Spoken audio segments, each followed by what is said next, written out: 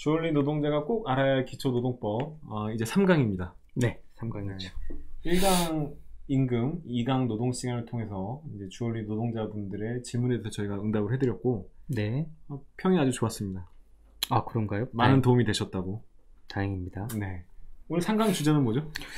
오늘 주제는 사실 제일 무거운 주제이기도 하고 제일 중요한 주제이기도 합니다. 코로나랑 관련해서 경영사정이 어렵다라는 이유로 해고나 권고사직 등이 좀 많이 이루어지고 있는데 이 부분에 대해서 좀 살펴보려고 합니다. 네. 사실 저희 노무사들이 보기에는 가장 안타까운 게 우리 노동법이 어쨌든 해고나 이런 거에 대해서는 상당히 엄격하게 보호하고 있는 편인데요. 네. 그렇죠? 근데 이제 그런 기초적인 내용들을 모르시기 때문에 네. 회사에서 쫓겨나는 경우에 아무런 권리를 못 찾는 경우들이 있습니다. 있죠. 네. 첫 번째 질문을 바로 확인해 보겠습니다.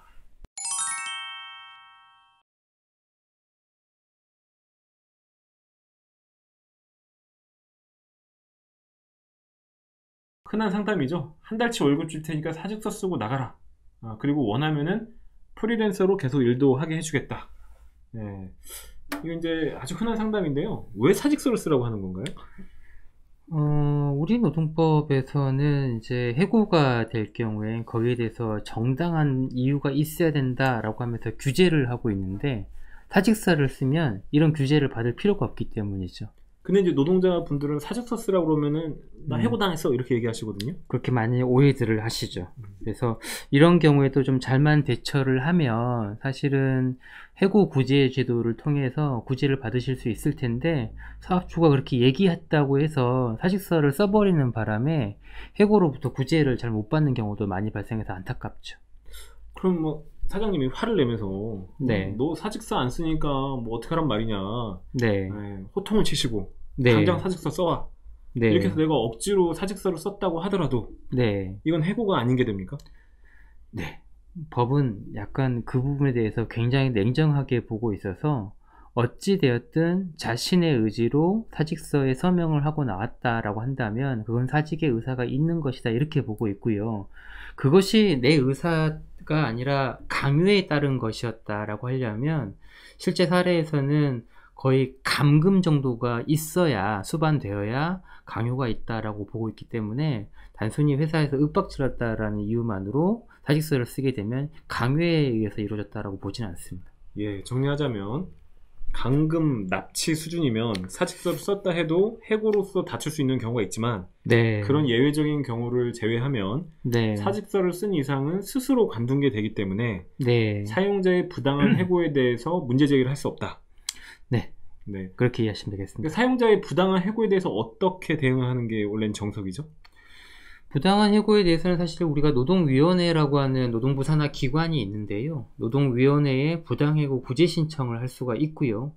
부당해고 구제 신청을 통해서 그것이 인정받게 되면 원직에 복직하고 그리고 해고되었던 기간이 있을 텐데 그 기간 동안에 임금을 모두 지급받을 수 있는 절차가 마련되어 있습니다. 네, 그럼 저렇게 사직서를 쓰라고 강요받았을 때 이거 우리가 이제 다른 말로 뭐 공고사직 당했다 이렇게 그렇죠. 표현을 하는데 네. 공고사직을 당했을 때 가장 잘하는 대응 방식은 그렇게 어렵게 생각할 문제가 아닙니다. 공고사직에 대해서 스스로 돌아보건데 나 여기서 이제 들어와서 더 이상 못 다니겠어 라고 마음 먹고 자기 스스로 사직할 의사가 있는 것이 아닌 이상 공고사직의 모습이 다양하잖아요. 굉장히 부드럽게 이렇게 해보는 게 어떠냐, 제발 그렇게 해줬으면 좋겠다라고 하는 모습도 있겠지만 방금 경우처럼 굉장히 폭압적으로 뭔가 폭언 섞인 말을 하면서 당장 그만둬줬으면 좋겠다, 아니 뭐 사직서 안 쓰면 어떻게 하려고 그래, 이렇게 표현하는 경우와 상관없이 무조건 거부하시는 게 답입니다. 네. 그러니까 사직서를 안 쓰면 결과적으로 아무 일도 안 일어나는 거죠? 그렇죠. 네. 그러니까 사직서를 쓰라고 요구하는 행위는 사실 아무 일도 안 일어나지는 않겠죠. 사직서를 안 쓰게 되면 사업주가 뭔가 후속해서 어떻게든 뭔가 좀 괴롭힐 수단을 찾을 수도 네. 있겠지만 근데 적어도 내가 해고와 관련해서는 내가 사직서를 쓴 게 아니다 라는 점에 대해서 확실하게 남겨둘 수가 있는 것이죠. 예, 사직서를 강요하기 위해서 뭐 괴롭힘을 한다든지 그렇죠. 뭐 인사명령을 한다든지 이건 이제 별개의 문제가 되고, 예를 들자면 직장의 네. 괴롭힘 같은. 그렇죠. 네. 근데 어쨌든 해고권에 대해서는 권고사직을 당했을 때 사직서를 네. 쓰지 않으면 아무 일도 일어나지 않는다. 맞습니다. 네. 자, 그 질문에서 이어서 프리랜서 전환 얘기가 나오는데, 네. 프리랜서 전환이라는 건 어떤 의미인가요? 우리가 고용관계에 있다라고 얘기를 합니다. 고용관계에 있다라고 하는 것은 고용관계에 대해서 우리 노동법에서 보호하고 있는 여러 장치들의 적용을 모두 적용받는다 이런 뜻이거든요. 그 여러 장치들 중에 하나가 최저임금에 대한 부분, 노동시간에 대한 부분, 오늘 지금 파트와 관련해서는 해고로부터 보호한다라는 부분. 그런데 프리랜서로 계약한다라고 하는 것은 그렇게 보호받을 수 있는 고용관계를 지워버리겠다라는 겁니다. 조금 다르게 표현하면 고용관계가 요구하는 규제로부터 벗어나겠다라고 하는 의지인 것이죠. 그럼 이 경우에도 마찬가지로 노동자는 제안을 받았을 때 나는 사장님 소리 듣고 싶지 더 이상 노동자 소리 듣고 싶지 않아 이런 게 아닌 이상 프리랜서 제안에 대해서는 좀 생각을 해봐야 되는 것이죠. 네, 그러니까 일반적으로 노동자라고 하면 이제 월급 받는 사람인데, 그렇죠. 주얼리 업계에서 이제 프리랜서라고 하면 이제 건당 수수료 받는 시기거든요. 네. 그래서 나는 동의하지 않았는데 만약에 사장님이 강제적으로 네. 너는 이번 달부터 프리랜서니까 건당 수수료 받아 네. 라고 얘기했다면 네. 그 말에는 해고가 전제되어 있는 거네요. 그것은 좀 경우마다 좀 다를 수가 있는데요. 지금 이제 질문에 나온 것처럼 일단 월급을 줄 테니 사직서를 쓰라 이렇게 요구했을 때 1차적으로는 사직서에 거부를 하셔야 되고요. 그 다음에 2차적으로 프리랜서 전환의 제한이 있었을 때에는 또 돌아봤을 때 나 스스로 뭔가 자영업자가 되려고 하는 것이 아닌 이상 이거에 대해서 명시적으로 거부하셔야 됩니다. 이렇게 하시게 되면 사직에 대한 제한, 프리랜서에 대한 제한이 있기 전의 상태로 돌아간다는 뜻이에요. 그래서 부당한 사직 제한이라든가 프리랜서 제한에 대해서는 명백하게 거절을 하는 것이 저는 합리적일 것 같습니다. 네, 문제 개인적인 사정 차이가 있겠습니다만은 네. 프리랜서는 퇴직금 못 받죠? 없죠. 사대보험 가입 안 되고요. 없죠. 네, 산재 처리도 힘들고. 힘들죠. 네.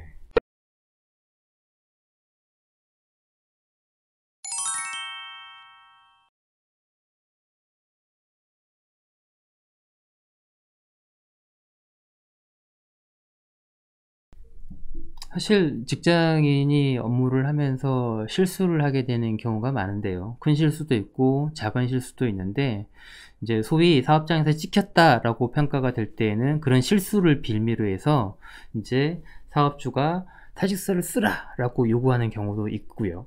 사직서를 써야지 실업급여를 받게 해주겠다 이렇게 하면서 사직서를 쓰도록 압박하는 경우가 있는데 이런 경우에 사직서를 써야 되냐는 질문입니다. 어떻게 하는 게 좋을까요? 예, 일단은 좀 요거를 명확히 하고 넘어갔으면 좋겠는데, 인간인 이상 실수할 수 있습니다. 있죠. 네, 인간 이상 실수를 할 수 있는데, 실수를 했다고 해서 무조건 해고할 수 있는 건 아닙니다. 네. 맞죠. 해고라는 거는, 물론 이제 사장님 입장에서는 뭐 얘 쓰다가 마음에 안 들면 자르고, 또 얘 써보고 마음에 안 들면 또 자르고, 이렇게 사업 운영하면 편하겠지만, 네. 거꾸로 당하는 노동자 입장에선 자기 생계수단이 박탈되는, 생계수단이 단절되는 문제이기 때문에 처음에 말씀드렸다시피 우리 노동법이 해고에 대해서는 비교적 엄격한 보호를 하고 있단 말이에요. 네. 법원이 뭐라고 하냐면은 사회 통념상 근로관계를 유지할 수 없을 만큼 중대한 규책 사유가 있을 때 해고를 할 수 있다라고 얘기를 해요. 네. 근데 이게 이제 말이 어려워서 제가 이제 뭐 노동자 분들하고 상담하면서 이렇게 말씀을 드리는데, 해고를 할 수 있는 사유는 어떤 거냐면은 내가 회사 돈을 빼돌렸거나 또는 우리 사장님 얼굴을 가격했거나 뭐 이 정도는 돼야지 해고 사유가 되는 거다. 그러지 않고서는 어떤 잘못이 있다고 하더라도 곧바로 해고는 할 수 없다. 네. 해고는 노동법에서 가장 엄격하게 보호하고 있는 것이기 때문에 그렇게 설명을 드립니다. 그래서 질문에서 보면 이제 실수를 하셨다고 하는데, 실수도 이제 뭐 다양한 경우가 있겠습니다만은 웬만해서는 인간이 할 수 있는 실수라고 한다면은 그걸로는 해고 사유가 인정되지 않습니다. 인간이 할 수 있는 실수라는 게 어떤 인간이다 보면 네. 내가 왁스를 하거나 광을 내거나 하다가 물건을 헷갈릴 수도 있고, 그죠? 뭔가 까먹을 수도 있고, 까먹을 수도 있고, 네. 네, 그리고 내가 들어온 지 얼마 안 돼서 업무가 서투를 수도 있고. 네. 근데 문제는 또 내가 업무가 서투르거나 잘 일을 모른다라고 하면은 우리 사장님이 그거를 구체적으로 잘 가르쳐 주셨어야 하는 상황이었을 수 있다는 거거든요. 그렇죠. 교육을 네. 시켜야죠. 교육 예. 훈련이 충분히 네. 있어야 되는데 그런 것도 없었던 상황에서 그냥 일방적으로 책임을 전가해서 네. 네가 일을 못하니까 넌 잘라야 된다, 넌 나가야 된다, 이렇게 얘기하는 건 네. 틀렸다는 거죠.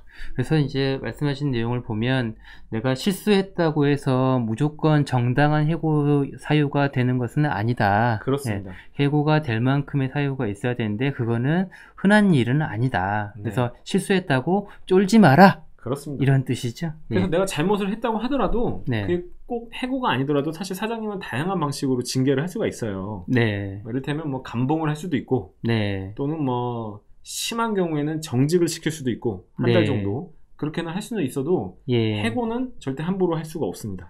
그러면 이제 잘못했다고 해고될까봐 쫄지는 말되 그렇습니다. 잘못한 만큼만 뭔가 제재를 받을 수 있는 마음의 준비는 할 필요도 있겠네요. 네, 그런 것도 노동자의 권리일 수 있습니다. 자기가 잘못한 만큼만 불이익을 받아야 되는 것이죠. 네. 조금 잘못했다고 무조건 해고당한다고 하면은 네. 직장 생활할 수 있는 노동자는 없습니다.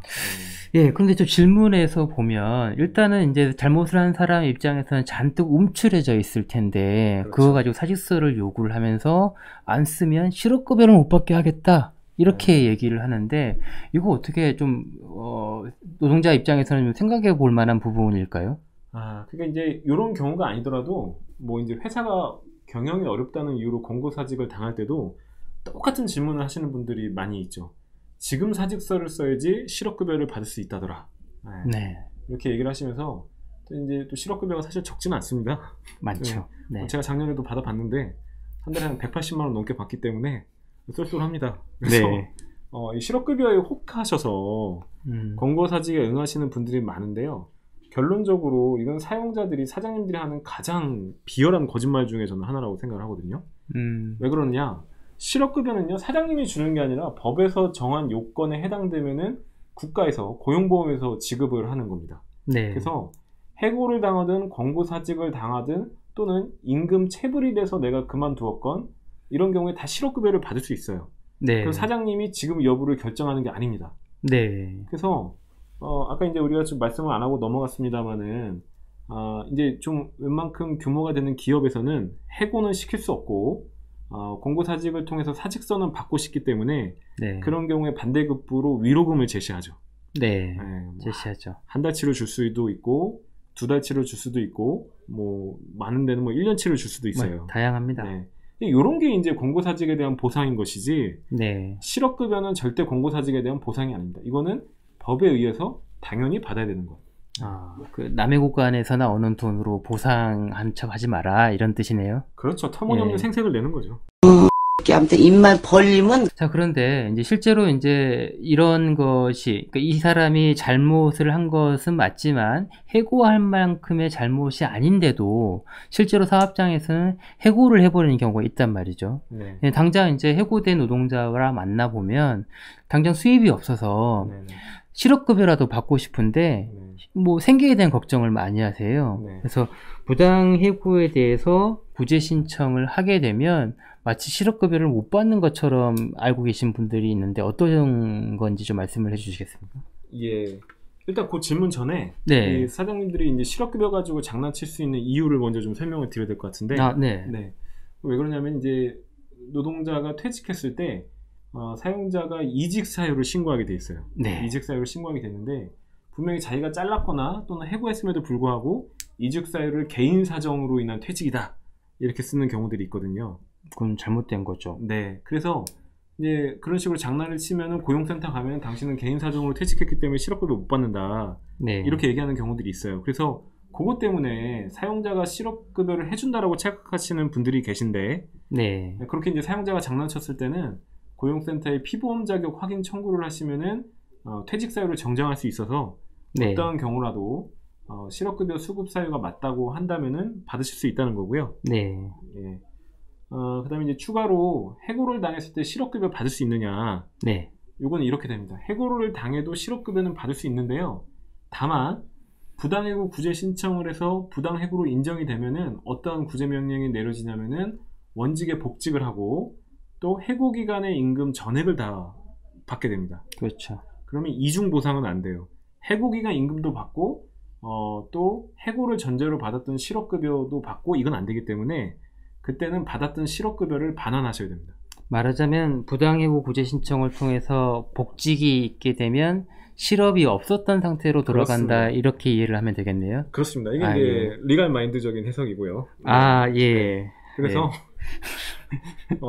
부당해고 구제 신청을 하신 경우에는 실업급여를 신청하시러 가면은 고용센터에서 아예 서약서를 받습니다. 서약서에 부당해고 구제 신청이 인정돼서 임금 상당액을 받으면 네. 기지급한 실업급여를 반환한다라고 서약을 하세요.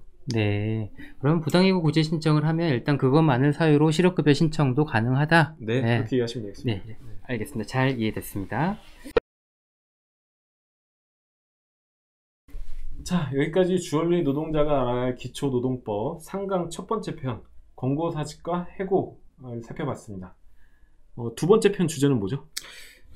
두 번째는 굉장히 많이 있는 유형입니다. 구두해고, 말로 하는 해고. 당장 내일부터 나오지 마. 이렇게 하는 경우에 어떻게 대응할 것인지 한번 살펴보겠습니다. 예, 이어서 2편에서 뵙도록 하겠습니다. 네.